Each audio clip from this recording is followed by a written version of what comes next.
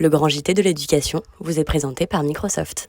Est-ce que vous êtes face à des élèves qui doivent plutôt combler leurs lacunes ou, comme le dit effectivement Erwan Lehoux, cette notion de vraiment d'être dans une élite, dans les meilleurs et dans la performance absolue où on essaye d'être vraiment dans le haut du panier? Oui, on a vraiment les deux qui cohabitent dans les mêmes groupes. Ils peuvent cohabiter? Ils peuvent cohabiter parce que justement à 5, 6, 7, même jusqu'à 12, le professeur peut s'adapter, adapter les exercices, adapter les feedbacks et s'adapter sur un petit groupe. Encore plus évidemment en cours particulier, mais déjà sur un petit groupe c'est possible.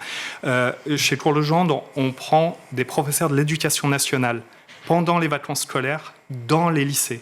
Donc ça veut dire qu'en fait vous avez les mêmes élèves, vous avez les mêmes professeurs et c'est dans les mêmes endroits. La différence, c'est qu'effectivement, vous avez cette notion de petit groupe.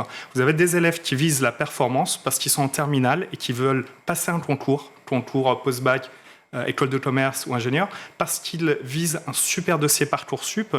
Et dans ce cas-là, effectivement, il y a une notion de performance. Mais vous avez aussi l'accompagnement en primaire, en collège et avant le bac, où des familles ont bien conscience, quel que soit leur niveau social, quel que soit leur revenu, que c'est maintenant que ça va se jouer.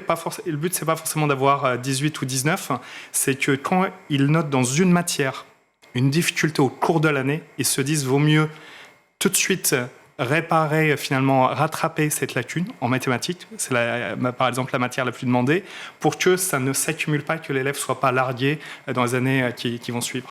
Vous avez regardé le grand JT de l'éducation avec Microsoft.